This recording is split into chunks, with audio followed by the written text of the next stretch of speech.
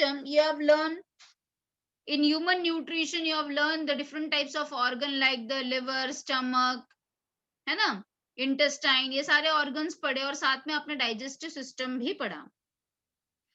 Similarly, आपने excretion and osmoregulation में kidney पढ़ा, urinary bladder पढ़ा, ureter पढ़ा, and again you have learned about the excretory system. And in the kingdom Animalia, which we have just now completed, in that you have learned the different types of organism also. So ये जो पूरा hierarchy अभी आपने मुझे describe किया, that you already learning in your 11th standard, and some of the systems which are remaining, which it will be continued in your 12th standard. ठीक है? So let us basically learn the different types of tissue. Cell के बारे में you already have learned. I know I don't know whether that lesson has been completed. Is that lesson completed with the structure of cell? No ma'am, No. चालू है. तो बस मैं ऐसे ही just आपको बता दे रही हूँ कि कोई भी सेल के अंदर क्या क्या चीजें होती है बेटा. सेल के अंदर साइटोप्लाज्म होता है. साइटोप्लाज्म के अंदर सेल ऑर्गेनेल्स होते हैं. सेल ऑर्गेनेल्स में आते हैं जैसे कि राइबोसोम हो गया, माइटोकॉन्ड्रिया हो गया, गोल्गी बॉडीज हो गए. ठीक है. और सेंटर में होता है न्यूक्लियस, और न्यूक्लियस के अंदर होता है क्रोमैटिन नेटवर्क, जिससे कि क्रोमोसोम बनता है. क्रोमोसोम के ऊपर होता है डीएनए, और डीएनए के ऊपर होता है जीन. ठीक है. तो ये तो हो गई सेल की बात. अब हम ये लेसन में क्या पढ़ने वाले हैं कि सारे सेल, अगर बहुत सारे सेल एक साथ आ रहे हैं तो उसको हम क्या बोल रहे हैं, वो टिश्यू बनाता है. तो we are going to learn in this particular lesson only and only animal tissue. Plant के टिश्यू अलग होते हैं, एनिमल के टिश्यू अलग होते हैं. तो हम ये लेसन में सिर्फ और सिर्फ एनिमल का ही टिश्यू पढ़ने वाले हैं. ठीक है. So tissue is a group of similar cells. Now that is also very important. Similar cells having a specific function. जैसे स्टमक में जितने भी सेल्स हैं, ठीक है, वो सब एक जैसे दिखते हैं और सबका एक ही काम है, digestion of, to be very specific, digestion of protein. Kidney के अंदर जितने भी सेल्स हैं वो उससे टिश्यू बना है, और वो सारे टिश्यू का एक ही काम है कि यूरिन बनाना. ठीक है. तो जो भी टिश्यूज है वो सिमिलर सेल से बने होते हैं और उनका एक ही स्पेसिफिक काम होता है और उनका ओरिजिन भी सेम होता है. That is the definition for the tissue. Now I just wanted to share the textbook with you all. We just a second, beta. You can mark the important things in the textbook. So this hierarchy just now you have seen. What is histology? Underline, please underline all of you. This can be asked for exam 1 mark question. Histology का मतलब होता है study of structure and arrangement of tissue. Study of structure and arrangement of tissue is called as histology. ठीक है. किसने discover किया था tissue के बारे में? पैथोलॉजिस्ट थे वो. ठीक है. इनका नाम को अंडरलाइन करो.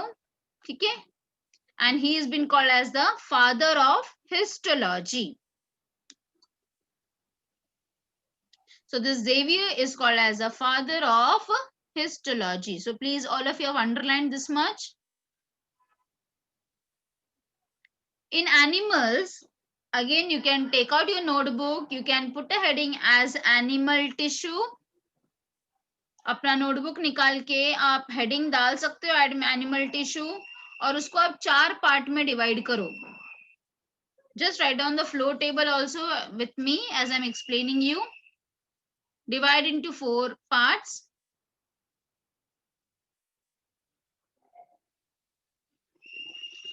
चार पार्ट में उसको डिवाइड करो.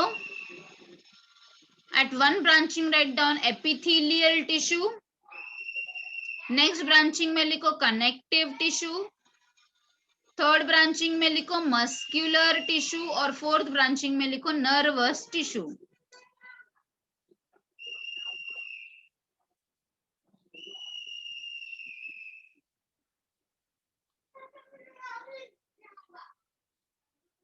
epithelial tissue, connective tissue, muscular tissue and nervous tissue. I hope all of you have written this much.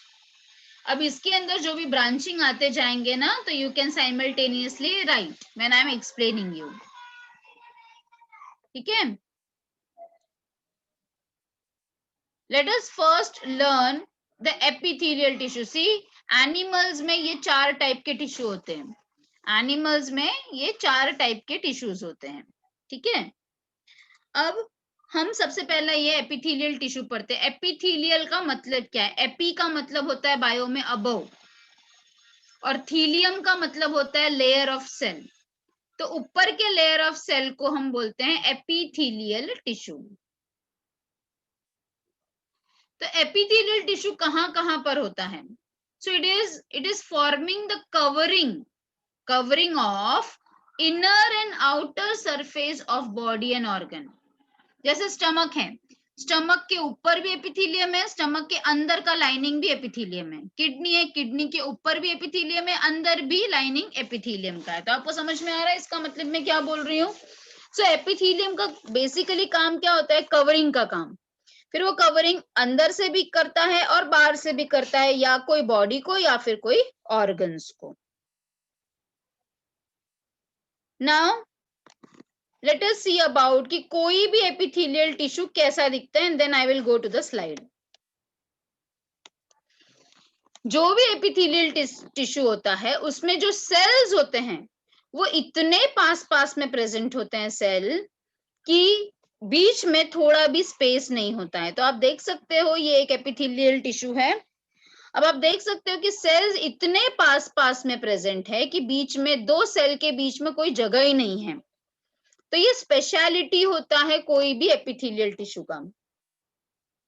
अगर आप माइक्रोस्कोप के नीचे देख रहे हो और मैंने अगर आपको बताया नहीं कि एपिथेलियल टिश्यू है, तो आप उसके स्ट्रक्चर से पहचान सकते हो. कैसे पहचान सकते हो? अगर सेल, जो एपिथेलियल टिश्यू के जो सेल्स है, if they are very compactly packed with each other without intercellular space और इंटरसेल्युलर मैट्रिक्स. मैट्रिक्स का मतलब क्या होता है बेटा? दो सेल के बीच में जो स्पेस होता है, हाँ, उसको हम मैट्रिक्स बोलते हैं. ठीक है. तो दो सेल के बीच में अगर स्पेस नहीं है, that means it is a cell epithelial tissue. Next important point. So please intercellular matrix को या लिटिल इंटरसेल्युलर मैट्रिक्स को बॉक्स में डालो. ये this is the important point. Next important point is, जो भी एपिथेलियल सेल्स होता है या जो भी एपिथेलियल टिश्यू होता है, they all are resting on a non-cellular basement membrane. तो ये जितने भी टिश्यू होते हैं, हाँ, वो एक नॉन सेल्यूलर, बिना सेल का बना हुआ बेसमेंट मेम्ब्रेन पे रेस्ट करते हैं. Got it all of you? So this is also a very very important point. अब हम सेल की शेप की अगर बात करेंगे, तो सेल कोई भी शेप का हो सकता है. पॉलीगोनल मीन्स कोई भी शेप का हो सकता है, या तो फिर क्यूब शेप का हो सकता है, या तो लंबे लंबे सेल्स हो सकते हैं जिसको हम कॉल्यूमनार शेप भी बोल सकते हैं. तो शेप का ऐसा कोई बाउंडेशन नहीं है, कोई भी शेप का हो सकता है. क्यूब के जैसा लंबे टॉल सेल्स हो सकते हैं, which we call as columnar in shape.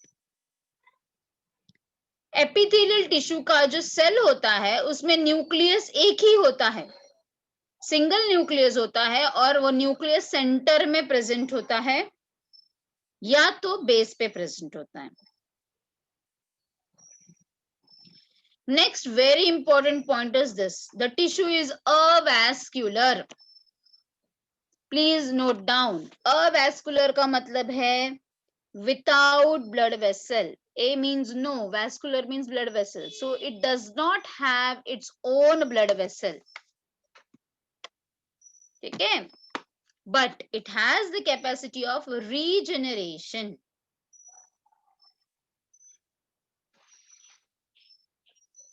Function क्या होता है एपिथेलियल टिश्यू का?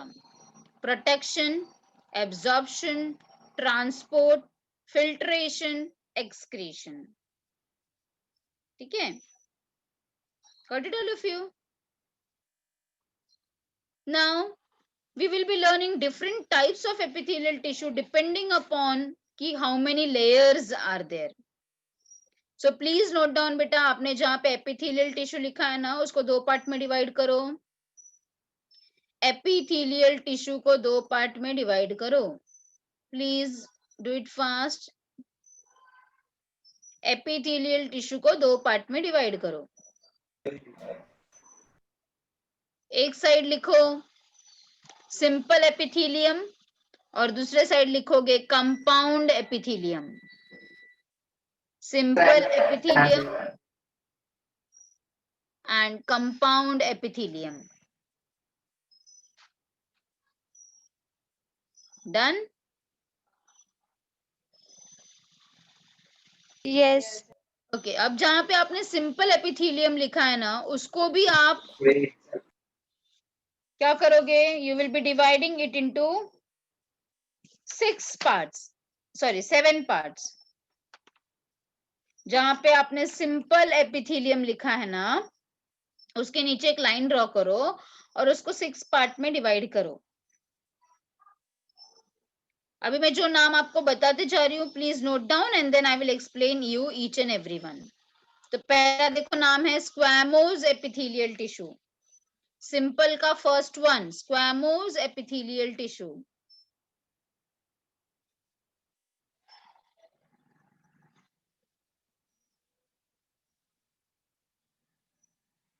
Next, write down cuboidal epithelium. Number 2, cuboidal epithelium.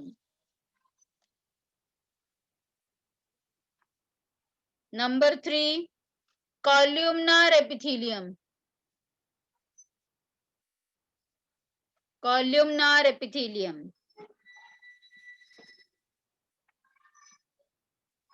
Number 4, ciliated epithelium.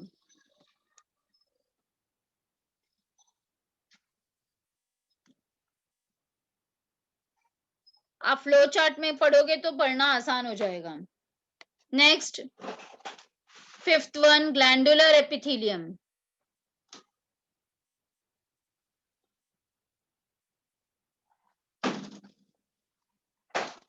Sixth one sensory epithelium.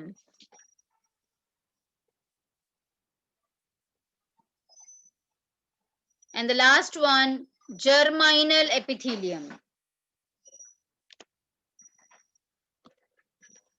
So ये सारे चीजें आपने किस में लिखी हैं? सिंपल एपिथेलियम के बाइफर्केशन में लिखा है. I hope all of you have done the right way.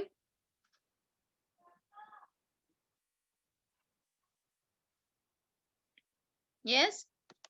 अब जहां पे आपने कंपाउंड एपिथेलियम लिखा है, उसको भी दो पार्ट में डिवाइड करो. At one side write down stratified epithelium और दूसरे साइड लिखो transitional epithelium.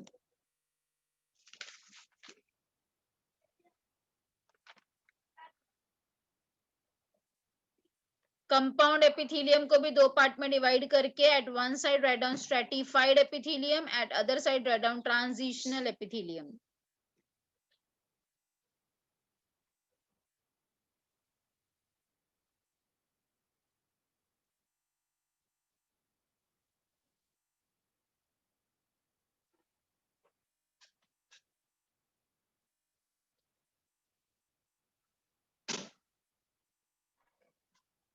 I hope all of you have written this much. Yes or no, beta? Yes. Chalo now. I will again move on to the PPT once again.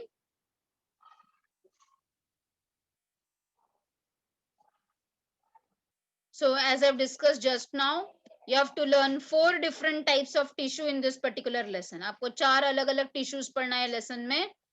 Epithelial, connective, muscular and the neural tissue. उसमें से अभी मैंने आपको जो भी बताया है वो epithelial tissue के बारे में बताया, that we are going to learn now. So as I've discussed just now, epithelial tissue has a free surface which either faces a body fluid or outside environment. इसका मतलब क्या हो गया? या तो वो आउटर कवरिंग का काम करेगा या तो वो इनर कवरिंग का काम करेगा. So it covers or it is lining the body or the body parts. As you can see again in the diagram, the cells are very, very close to each other. They are compactly packed with little intercellular matrix. या तो एकदम कम रहेगा या तो रहेगा ही नहीं intercellular matrix. Got it all of you? Matrix का मतलब क्या होता है? दो सेल के बीच में जो स्पेस होता है उसे हम मैट्रिक्स बोलते हैं. और इंटर का मतलब बायो में होता है in between.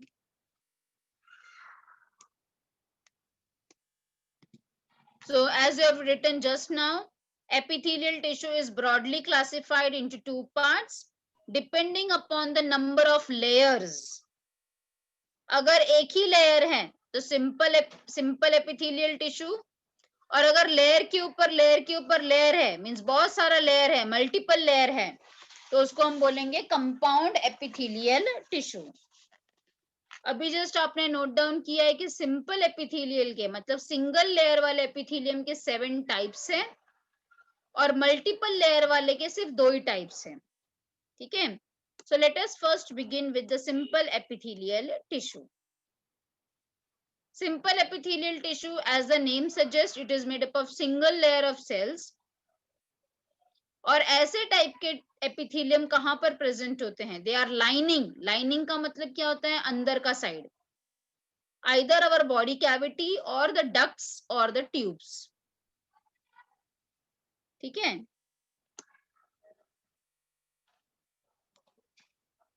So let us first understand the squamous epithelial tissue. See the diagram. The diagram is self-explanatory. As it is a branching of simple epithelial, so it is thin layer of flat cell with irregular boundaries. Where this type of epitheliums are formed, they are found in the walls of our blood vessels. What are blood vessels? Arteries, veins and capillaries are called as the blood vessels. As well as the alveoli of our lungs. Air sac का मतलब क्या होता है? Alveoli of our lungs. क्योंकि ये इतना पतला है, क्योंकि ये इतना फ्लैट सेल है, तो इसका काम क्या है? डिफ्यूजन का. तो हमारे ब्लड वेसल का भी काम क्या होता है? डिफ्यूजन होता है. अगर पतला लेयर रहेगा तभी तो डिफ्यूजन हो पाएगा. सिमिलरली हमारे एल्वियोलाई का जो सैक है, जो एयर सैक है, वो एकदम पतला होना चाहिए जिससे कि ऑक्सीजन एंड CO2 का डिफ्यूजन आसानी से हो सके. ठीक है. तो ये स्क्वैमोस एपिथेलियम ऐसे जगह पर प्रेजेंट होता है बॉडी में जहां पे डिफ्यूजन का काम है. ठीक है. या फिर सिक्रीशन का काम है या फिर एब्जॉर्प्शन का काम है. समझ में आया? तो जहां पे भी पतला लेयर रहेगा वहीं पे एब्जॉर्प्शन हो पाएगा, वहीं पे प्रोटेक्शन हो पाएगा, वहीं पे ट्रांसपोर्ट हो पाएगा जिसको आप डिफ्यूजन बोल रहे हो, या फिर फिल्ट्रेशन या फिर सिक्रीशन हो पाएगा. तो बेसिकली स्क्वैमोस एपिथेलियम का जो काम होता है, यहाँ पे आपको पीपीटी में एक ही वर्ड दिख रहा है diffusion, but there are many work. पतला लेयर होने की वजह से it has the work of protection also, absorption also, transport of material also, diffusion also, filtration also, secretion also. Got it all of you? अगर आप इसको देखोगे, ऊपर से अगर देखोगे तो ये आपको कैसा नजर आ रहा है? अब ये साइंटिस्ट के नजर से उनको क्या नजर आया? It is looking like a tiles, है ना? टाइल्स ऑफ अ फुटपाथ के टाइल्स के जैसा नजर आ रहा था, इसलिए इसको पेवमेंट एपिथेलियम नाम भी दिया गया है. The squamous epithelium is also called as pavement epithelium, which is a favorite question in almost all the colleges. So please note down, squamous epithelium is also called as the pavement epithelium. ठीक है? No doubt, as it is an epithelium, so it is resting on the basement membrane. Got it all of you? चलो, I will go back to the textbook once again. Miss हाँ बोलो. Miss वो question वापस बोलो. Your voice is breaking, बेटा. Miss एक बार question वापस बोलो ना जो अभी आपने बोला. Yes, अभी मैं वापस रिपीट ही कर रही हूँ. I request all of you to write down 1 और मैं वापस एक्सप्लेन करूंगी ये चीज. सी ऐसे याद करना बहुत डिफिकल्ट होगा. I always suggest the student to learn with the help of heading. So मैं डिक्टेट कर रही हूँ, मैं एक डिक्टेट करूंगी आपको और बाकी का आपको वैसे ही होमवर्क करना होगा. तो मैं एक आपको डिक्टेट करके दे रही हूँ कि आपको कैसे इसको लिखना है और कैसा आप लिखोगे तो आपको याद करना आसान हो जाएगा. So I request all of you to put a heading simple epithelium. Write down capital A, simple epithelium. Please write down fast. Please on your video so that I can understand your writing. या फिर just time pass नहीं कर रहे हो.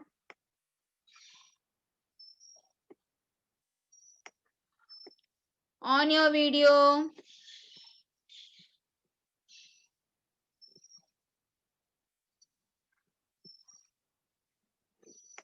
Video on करो. लिखो capital a simple epithelium. सिर्फ निकिता ने किया, बाकी के बच्चे किधर हैं? Okay. So write down simple epithelium. First heading squamous epithelial tissue. See the spelling from the textbook. You can see the screen. Squamous epithelial tissue.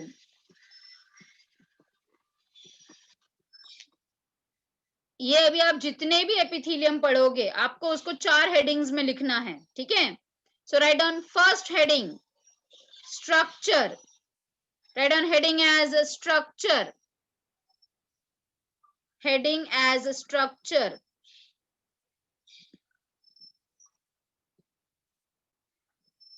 First point in structure, write down.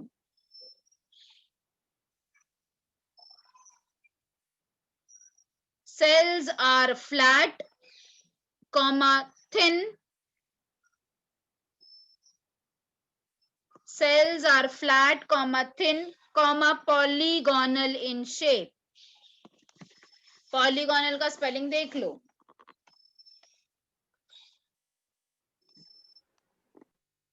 Structure में आप क्या लिख रहे हो? Cells are flat, thin, polygonal in shape. Next point, second point लिखो. Nucleus. Nucleus is oval और spherical. Spherical का मतलब क्या होता है? गोल.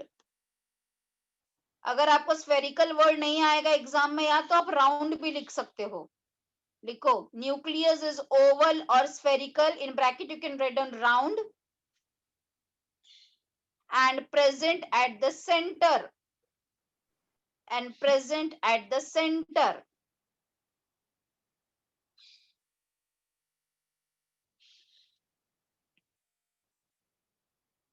Next point. Cell are resting on basement membrane. Basement membrane का spelling आप diagram में देख सकते हो. Cell are resting on basement membrane.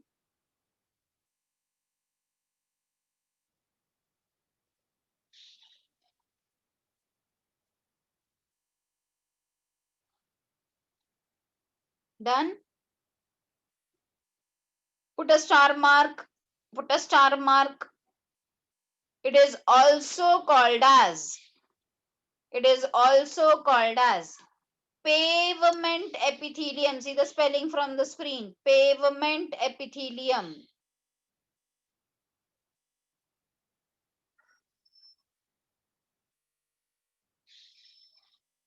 Because it fit together like tiles of footpath. Because it fit together like tiles of a footpath. ठीक है. तो ये सारे पॉइंट्स आपके स्ट्रक्चर में आ गए. नेक्स्ट हेडिंग आप डालोगे function. Next heading function. Function में स्क्रीन पे से देख के लिख लो, प्रोटेक्शन से लेके सिक्रीशन तक. So write down protection comma absorption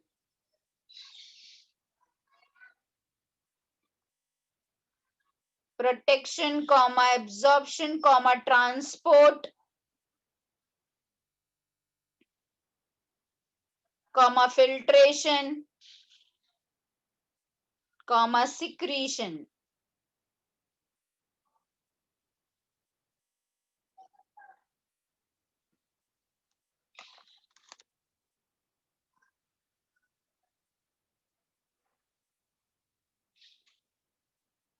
Okay, next heading location. Next heading is location. So write down found in blood vessels comma alveoli. Alveoli का मतलब चाहिए तो आप लिख सकते हो air sac of lungs. Air sac of lungs is called as the alveoli.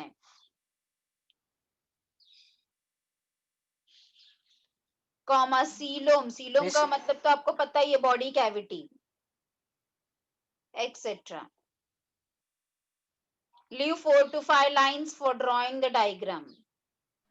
Miss हाँ बोलो बेटा. आपने एलवीओ का क्या बोला था? एल्वियोलाई का मतलब होता है एयर सैक ऑफ लंग्स.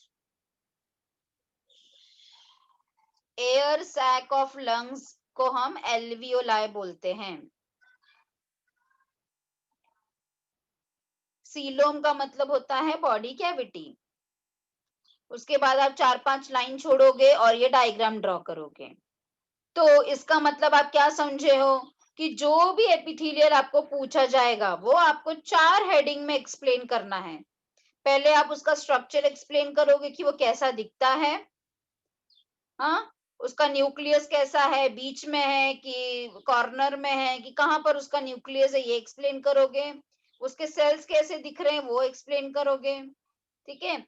उसके बाद आप क्या एक्सप्लेन करोगे कि उसका काम क्या है और ऐसे टाइप का एपिथेलियम हमारे बॉडी में कहां पर प्रेजेंट है, लोकेशन, और फिर डायग्राम. तो अगर आपको एग्जाम में ये क्वेश्चन आया है तो you have to write down the answer in 4 headings and then you will get the full marks. Got it all of you? और ऐसे कैसे आपको पढ़ना भी आसान हो जाएगा इसीलिए. तो I hope the things are very much clear. कोई तो भी मुझे पेवमेंट एपिथेलियम के बारे में पूछ रहा था. तो पेवमेंट का मतलब क्या होता है बेटा? फुटपाथ का जो टाइल्स होता है उसको पेवमेंट भी बोला जाता है. तो क्योंकि ये फुटपाथ के टाइल्स के जैसा नजर आता है इसलिए हम इसको पेवमेंट एपिथेलियम भी बोलते हैं. Now I hope the things are very much clear. अब हम नेक्स्ट एपिथेलियम पढ़ने वाले हैं जिसका नाम है क्यूबॉइडल एपिथेलियम. Cuboidal epithelium. ठीक है. तो आप देख सकते हो इस डायग्राम में भी कि कैसा नजर आ रहा है आपको, क्यूब्स के जैसा नजर आ रहा है. तो चलो हम पीपीटी पे चलते हैं वंस अगेन. तो क्योंकि ये क्यूब्स के जैसा दिखता है इसके लिए इसका नाम क्या रखा है हमने? क्यूबॉइडल एपिथेलियम रखा है. तो it is composed of cube like cells. Cube के जैसे दिखने वाले सेल्स इसमें नजर आ रहे हैं. सॉरी, कहां पर प्रेजेंट है ऐसे टाइप के सेल्स? तो ऐसे टाइप के सेल्स हमारे in the ducts of gland में प्रेजेंट है. ग्लैंड्स में डक्ट्स तो होते ही हैं, या फिर ट्यूबुलर पार्ट्स ऑफ नेफ्रॉन्स में भी प्रेजेंट होते हैं क्यूबॉइडल एपिथेलियम. ऐसे टाइप के एपिथेलियम का काम क्या है? तो इसका काम क्या है? Secretion and absorption. The epithelium of PCT. Do you remember PCT? I have taught you PCT. Nephron में आपने पीसीटी पढ़ा था, आपको याद है क्या बेटा? Nephron is made up of, याद है? मैल्फिजियन बॉडी था, फिर उसके बाद पीसीटी था, फिर लूप ऑफ हेनले था, फिर डीसीटी था. तो पीसीटी में भी क्या प्रेजेंट होता है? क्यूबॉइडल एपिथेलियम होता है, which are having the microvilli. Villi का मतलब क्या होता है बेटा? अगेन मैंने आपको न्यूट्रिशन लेसन पढ़ाते वक्त आपको एक्सप्लेन किया था. विलाई का मतलब होता है फिंगर लाइक प्रोजेक्शन. तो जब छोटे छोटे फिंगर के जैसे प्रोजेक्शंस रहेंगे तो हम उसको क्या वर्ड बोलेंगे, माइक्रोविलाई बोलेंगे. Got it, all of you? Yes, no doubt you can off your video also. If you want, you can on it also. But I just wanted you all to see whether अगर आपका data consumption होता रहेगा तो you can off the video also, no problem. ठीक है. So I hope the cuboidal epithelium is also clear with all of you. Again, I will go back to the textbook so that आपको लिखना आसान हो जाएगा text book से. तो आप क्या लिखोगे पहला हेडिंग बेटा, क्यूबॉइडल एपिथेलियम में स्ट्रक्चर. तो स्ट्रक्चर क्या लिखोगे, the cells are cuboidal in shape. First point लिखा आपने, the cells are cuboidal in shape.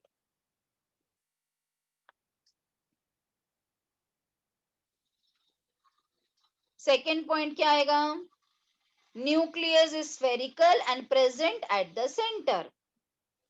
Nucleus is spherical and present at the centre. इसमें सिर्फ दो ही पॉइंट्स आएंगे स्ट्रक्चर में. Only 2 points in the structure. Ma'am, can you repeat the second point, please? Yes, beta, yes. Nucleus is spherical. See the PPT बेटा, यहाँ पे मैं कर्सर को मूव भी कर रही हूँ. Please you can see the spelling. Nucleus कैसा है, स्फेरिकल है. स्फेरिकल मतलब राउंड है. और कहाँ पर प्रेजेंट है आप देख सकते हो डायग्राम में, कहाँ पर प्रेजेंट है न्यूक्लियस, सेंटर में प्रेजेंट है. मिस एक बार फर्स्ट पॉइंट रिपीट करो ना. Okay. Cells are cuboidal in shape. First point.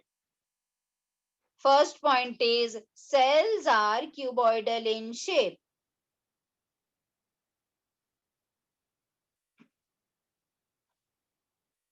Second point. Spherical nucleus present at the center. Round nucleus or spherical nucleus present at the center. See, हमेशा bio में बेटा, when you try to compare whatever you're reading with the diagram, the understanding becomes more efficient. So always try to see the diagram whatever is been written in the theory part. तो अभी हमने क्या इन्होंने बताया कि cube के shape का cell दिख रहा है. तो आपको दिख रहा है क्या सबको क्यूब के शेप का? यस. तो हमें भी यहाँ पे क्यूब के जैसा दिख रहा है सेल. फिर उन्होंने बताया कि जो न्यूक्लियस है वो राउंड है. तो हम सबको न्यूक्लियस राउंड दिख रहा है क्या? यस, न्यूक्लियस राउंड भी दिख रहा है. और वो लोग क्या बता रहे हैं कि न्यूक्लियस सेंटर में प्रेजेंट होता है. तो yes, the nucleus is present at the centre also. Got it, all of you? Next heading the low function. Next heading will be function.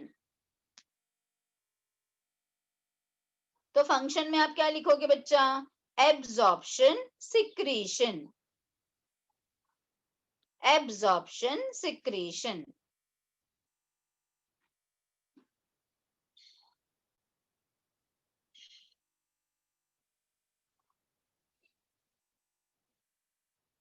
Third heading डालोगे location.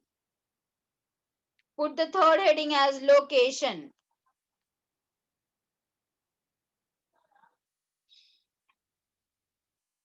You can see where it has been located. Found in the lining. Lining का मतलब क्या बताया मैंने आपको बेटा? अंदर के साइड, अंदर है ना. जैसे हम कपड़े पहनते हैं, कपड़े के अंदर लाइनिंग होता है जिसको आप नॉर्मली अस्तर बोलते हो. ठीक है. तो लाइनिंग का मतलब क्या होता है बेटा? जो अंदर के साइड में प्रेजेंट है. सो लाइनिंग ऑफ पैनक्रियाटिक डक्ट. तो हमारे पैनक्रिया के अंदर वाले साइड में क्यूबॉइडल प्रेजेंट है, हमारे सलाइवरी डक्ट में प्रेजेंट है, और हमारे पीसीटी एंड डीसीटी में भी प्रेजेंट है. पीसीटी का फुल फॉर्म क्या है? Proximal convoluted tubule. और डीसीटी का फुल फॉर्म है डिस्टल कॉन्वोलेटेड ट्यूब्यूल. और फिर आप 4-5 लाइन छोड़ोगे और आप ये डायग्राम के लिए जगह छोड़ोगे. ठीक है. All the diagrams in this particular lesson is also very very very important. तो अभी आप सबको समझ में आ गया है कि मैंने आपको कैसे लिखने के लिए कहा है. अब आगे का मैं एक्सप्लेनेशन करते जाऊंगी and you will be writing in the same form. ठीक है. Next, which we are going to learn is the columnar epithelium. Columnar epithelium. Column का मतलब क्या होता है बेटा? Tall tall cells. ठीक है.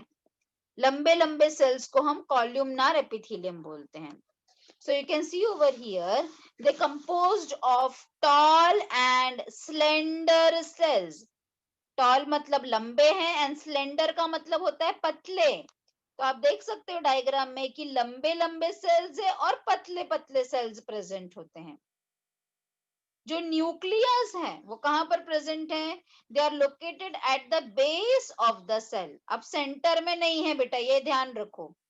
कॉलुमनार एपिथेलियम में जो न्यूक्लियस होता है वो बेस पर होता है, सेंटर में नहीं होता है, बेस पे होता है. जो इसका फ्री सरफेस है, अब ये डायग्राम में इतने अच्छे से क्लियर नहीं है, तो फ्री सरफेस में क्या होते हैं? फिंगर के जैसा प्रोजेक्शंस होते हैं. And this finger like projections are called as a microvilli. हमने न्यूट्रिशन लेसन में पढ़ा था कि माइक्रोविलाई होता है. मैंने आपको टीएस ऑफ इंटेस्टाइन पढ़ाया था. यस. और मैंने आपको माइक्रोविलाई भी दिखाया था. तो माइक्रोविलाई का बेसिकली काम क्या होता है? To increase the surface area for absorption. तो जहां पे भी माइक्रोविलाई होगा वो क्या करेगा? सरफेस एरिया को बढ़ाएगा for mostly for the absorption. ठीक है. तो इसका काम क्या है कॉलुमनार एपिथेलियम का? कहीं कहीं जगह पे ये सिक्रीशन का काम करता है और कहीं कहीं जगह पे ये एब्जॉर्प्शन का भी काम करता है. So I think so the textbook will be more better to understand. Again I will go back to the textbook.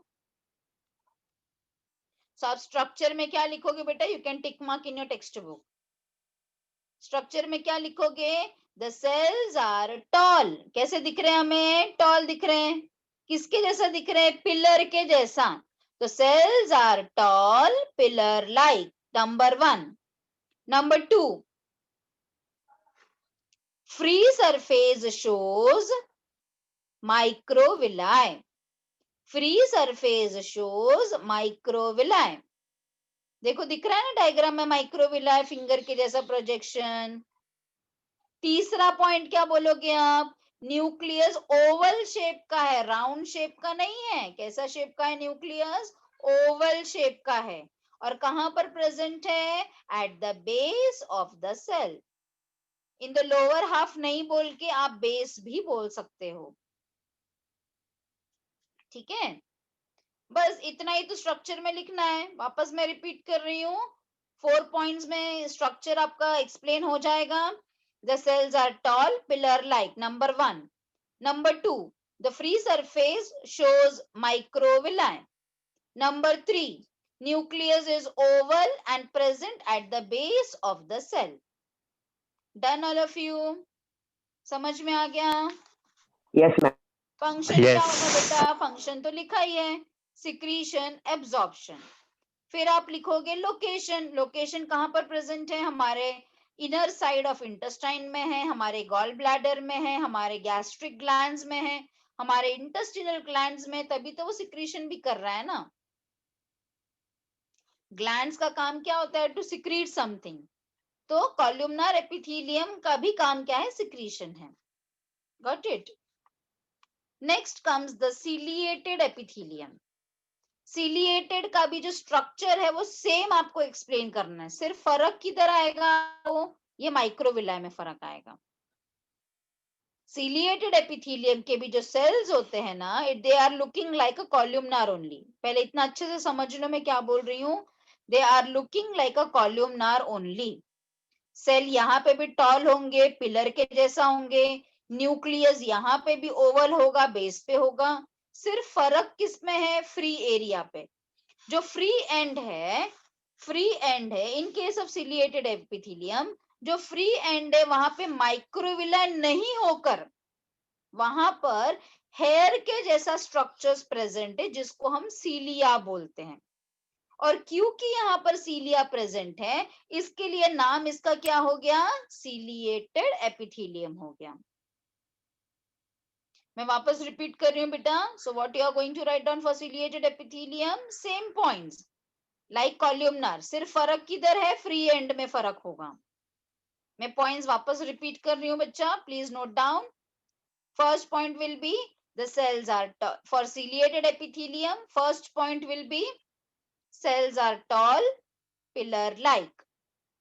Second point, free end shows hair like cilia. Free end shows hair like cilia. Third point, nucleus kai. The nucleus is again oval, present at the base. Got it all of you? अच्छा, अब सीलिया होने के वजह से ये ऐसे type के epithelium कहाँ पर प्रेजेंट है हमारे बॉडी में? तो सीलिया का काम क्या है? उसका स्ट्रक्चर कैसा बता रहे हैं, डिस्क्राइब कैसे कर रहे हैं हम स्ट्रक्चर को? It is here like structure. तो हेयर लाइक स्ट्रक्चर कहाँ पर जरूरत है? Let us see the location. तो ऐसे टाइप का एपिथेलियम हमारे ट्रेकिया में प्रेजेंट है। व्हाट इज ट्रेकिया बेटा? Trachea is the wind pipe, है ना? तो ऐसे टाइप का एपिथेलियम हमारे ट्रेकिया में क्यों प्रेजेंट है? To trap the foreign particles. जब आप इनहेल कर रहे हो, ठीक है, जब आप इनहेलेशन कर रहे हो, जब आप सांस अंदर ले रहे हो, अगर आप समझो कोई धूल मिट्टी के जगह पे हो जहां पे बहुत ज्यादा पोल्यूशन है, बहुत ज्यादा डस्ट है, तो क्या वो डस्ट आपके लंग्स में जाता है? नहीं जाता है। क्यों नहीं जाता है? सबसे पहले आपके नोज में ट्रैप हो जाएगा बहुत सारे डस्ट पार्टिकल, और फिर भी अगर कुछ बच के चला गया अंदर, तो हमारे ट्रेकिया में ये जो सीलिएटेड एपिथेलियम प्रेजेंट है, क्योंकि उसके ऊपर सीलिया प्रेजेंट है, ये सीलिया सारे डस्ट पार्टिकल्स को या फॉरेन पार्टिकल्स को ट्रैप करके रखेंगे और उसकी एंट्री नहीं होने देंगे इन अवर लंग्स। ठीक है? So this is the function of ciliated epithelium in case of trachea.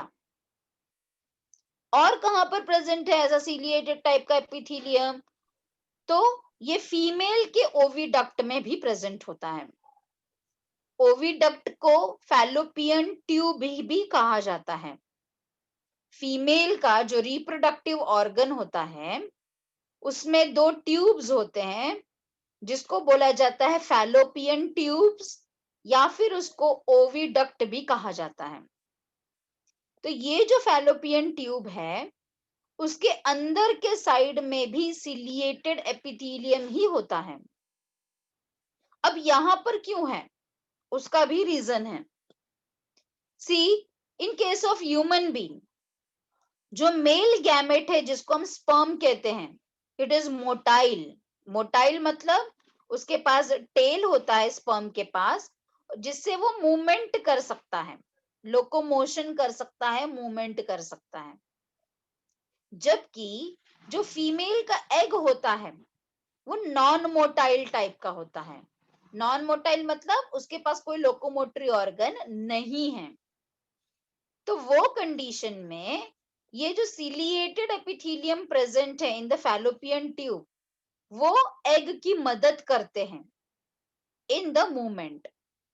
So because of the ciliated epithelium, the egg moves in the forward direction in the fallopian tube, ठीक है, which assist in fertilization. I hope the things are clear to all of you. ठीक है, समझ में आया बेटा ciliated epithelium का काम क्या है? तो दो जगह हमने देखा कि सीलिएटेड एपिथेलियम प्रेजेंट होता है, एक तो ट्रैकिया में और दूसरा है फीमेल के ओविडक्ट में। और फीमेल के ओविडक्ट में ये क्या काम करता है? It pushes the egg, ovum का मतलब होता है egg, in the forward direction.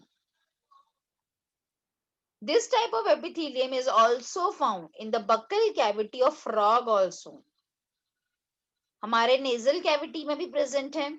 Nasal cavity मतलब नोज का कैविटी, ट्रेकिया में प्रेजेंट है एंड ओविडक्ट में भी प्रेजेंट होता है। Got it all of you? तो लोकेशन में आप क्या लिखोगे बच्चा? 3 लोकेशन लिख सकते हो आप, ट्रेकिया, ओविडक्ट ऑफ फीमेल्स, ठीक है, then buccal cavity of frog. Done all of you, सबको समझ में आ गया ciliated epithelium? Any doubt? Anybody is having any doubt? Say yes और नो बच्चा। No, ma'am. No. No. doubt. So the next one is the glandular epithelium now. Glandular epithelium नाम से ही पता चल रहा है ग्लैंड का काम कर रहा है, और जहां पे भी वर्ड ग्लैंड होगा उसका काम क्या होगा? कुछ न कुछ सिक्रीट करना। तो ये जो ग्लैंडुलर एपिथेलियम है ना, उसका शेप कोई भी टाइप का हो सकता है। वो लंबे हो सकते हैं लाइक कॉलमनार, वो क्यूब के जैसे हो सकता है लाइक क्यूबॉइडल, या फिर कभी कभी पिरामिड के जैसे भी ट्रायंगल शेप के भी होते हैं ग्लैंडुलर एपिथेलियम। इनका जो न्यूक्लियस होता है वो काफी बड़ा होता है, so nucleus is large and they are present at the base. और क्योंकि ये ग्लैंडुलर है, इसका मतलब ये कुछ ना कुछ सिक्रीट करता है, इसीलिए secretory granules are present in the cytoplasm, है ना। ये सेल का जो साइटोप्लाज्म है, आप देख सकते हो साइटोप्लाज्म में छोटे छोटे छोटे छोटे डॉट्स नजर आ रहा है, तो they are the secretory granules which are present in the cytoplasm. अब अगेन दो टाइप है, ग्लैंडुलर एपिथेलियम को भी आप दो पार्ट में लिख सकते हो बेटा। ग्लैंडुलर एपिथेलियम अगर एक सेल मॉडिफाई हुआ है कुछ सिक्रीट करने के लिए, तो उसे हम बोलेंगे यूनिसेल्यूलर। अगर बहुत सारे सेल मॉडिफाई हुए हैं कुछ सिक्रीट करने के लिए, तो उसे हम बोलेंगे मल्टी सेल्यूलर। समझा? अब आप ये वाले डायग्राम में क्या देख सकते हो? देखो यहाँ पे कितने सेल्स है, 1 2 3 4 5 6। 6 सेल्स में से सिर्फ एक ही सेल मॉडिफाई हुआ है कुछ सिक्रीट करने के लिए, तो ये किसका एग्जाम्पल है? यूनिसेल्यूलर का एग्जाम्पल है। और जब कभी भी एक ही सेल मॉडिफाई होता है टू सिक्रीट समथिंग, वो सेल को कहा जाता है goblet cell. So again very very important, goblet cell. When one cell modify itself to secrete something, that particular single cell is called as a goblet cell. So please underline and please ये goblet cell को circle करो। तो ऐसे goblet cells हमारे पूरे intestine में present है। Again हमेशा याद रखो, goblet cell हमेशा mucus secrete करता है। Please note down, goblet cell always secretes mucus, and you already know that mucus is a sticky substance, and this mucus is present almost in all system of our body. हमारे respiratory system में mucus होता है, हमारे urinary system में mucus होता है, हमारे reproductive system में होता है, हमारे डाइजेस्टिव सिस्टम में होता है। इसका मतलब क्या मैं बताना चाह रही हूँ, ये ग्लैंडुलर एपिथेलियम हर जगह प्रेजेंट है हमारे बॉडी में। और ग्लैंडुलर एपिथेलियम का यूनिसेल्यूलर, जिसको हम गॉबलेट सेल बोलते हैं, जो कि म्यूकस सिक्रेट करता है, वो हर जगह प्रेजेंट है हमारे बॉडी में। ठीक है। मल्टी सेल्यूलर का एग्जाम्पल है सलाइवरी ग्लैंड। सलाइवरी ग्लैंड आपने देखा था कि it is multicellular, there are 3 pairs of salivary gland. ठीक है। इसका काम क्या होता है? Depending upon the secretion, again they are classified as exocrine gland and the endocrine gland। कि वो कैसे सिक्रीट करते हैं उसके अकॉर्डिंग भी there are 2 types, exo and endo। Exocrine gland का मतलब क्या होता है बेटा? एक्सोक्राइन ग्लैंड मतलब जो लोग अपना सिक्रीशन एक पर्टिकुलर जगह में करते हैं, या एक पर्टिकुलर पाउच में करते हैं, या डक्ट में करते हैं, वैसे ग्लैंड्स को हम बोलते हैं एक्सोक्राइन ग्लैंड। जैसे कि हमारा टीयर ग्लैंड हो गया, स्वेट ग्लैंड हो गया, सलाइवरी ग्लैंड हो गया, मीन सलाइवरी ग्लैंड आपको मालूम है बकल चेंबर में ही होता है, स्वेट ग्लैंड आपको मालूम है कि हमारे स्किन में ही होता है, टीयर ग्लैंड आपको मालूम है अपने आंखों में ही होता है, क्योंकि उसका जो पाउच है वो वहीं पर प्रेजेंट है। समझ में आ गया आपको मेरी बात? That is exocrine gland. दूसरा होता है एंडोक्राइन ग्लैंड। एंडोक्राइन ग्लैंड एक कोई पाउच में नहीं डालता सिक्रीशन। एंडोक्राइन ग्लैंड अपना सिक्रीशन डायरेक्टली ब्लड में डालता है। हाँ, ब्लड में अगर सिक्रीशन डाल रहा है, बिना डक्ट वाला है, ऐसे ग्लैंड को हम क्या बोलते हैं? एंडोक्राइन ग्लैंड, या फिर इसको डक्ट लेस ग्लैंड भी बोला जाता है। So endocrine gland are also called as ductless gland. ductless gland. आप नेक्स्ट ईयर 12th स्टैंडर्ड में एंडोक्राइन ग्लैंड्स के बारे में डिटेल में पढ़ोगे। तो कुछ एग्जांपल्स यहाँ पे दिए गए हैं, जैसे कि थायराइड ग्लैंड है, पिट्यूटरी ग्लैंड है, और भी बहुत सारे हैं। पीनियल ग्लैंड होता है, एड्रिनल ग्लैंड होता है, बहुत सारे ग्लैंड्स होते हैं endocrine gland. Got it all of you? Okay, again I will go back to the PPT once again. Just have a look. So columnar, you have understood columnar epithelium. So this is the ciliated epithelium. You can draw this simple diagram also. Ciliated epithelium, you can see the presence of cilia present at the free end. Next, I talked about the glandular epithelium. Now again, you can see the diagram and you can see the differences. So depending upon how many cells are involved, if one cell is involved in secretion of something, that is called as unicellular. If many cells are involved, called as multicellular. Unicellular के अंदर जब single cell modify होता है तो हम उसको क्या बोलते हैं बेटा? Goblet cell. And always remember that the goblet cell secretes mucus. Multicellular, it consists, you can see in the diagram, it consists of clusters. Clusters का मतलब होता है group of cells. Example, you can say many examples: salivary gland, tear glands, all these are the examples of the same.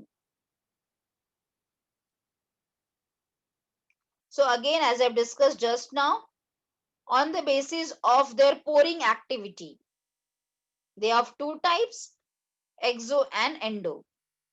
Exocrine glands क्या होते हैं? They are releasing their secretion through ducts या फिर tubes. Duct का मतलब होता है tubes. तो एक्सोक्राइन ग्लैंड्स में म्यूकस ग्लैंड भी आता है, सलाइवा आता है, ईयर वैक्स भी आता है, ऑयल आता है, मिल्क आता है, डाइजेस्टिव एंजाइम्स, ये सारे एक्सोक्राइन ग्लैंड्स के एग्जांपल होते हैं. और एंडोक्राइन ग्लैंड्स जो होता है बेटा, they are the ductless gland. ये डक्ट वाला और ये बिना डक्ट वाला. So they are the ductless gland. So no ducts are present, and the secretion of endocrine glands are generally called as hormones. Endocrine gland का जो secretion होता है वो mostly hormones ही होता है, and hormones are released directly into our bloodstream. ठीक है? Is that very clear to all of you? सबको इतना समझ में आ गया है? तो जैसे मैंने आपको लिखाया स्क्वैमोस और क्यूबॉइडल का, वैसे ही I expect to write down these three also. So next lecture में I will check all of yours notebook, no doubt online checking only.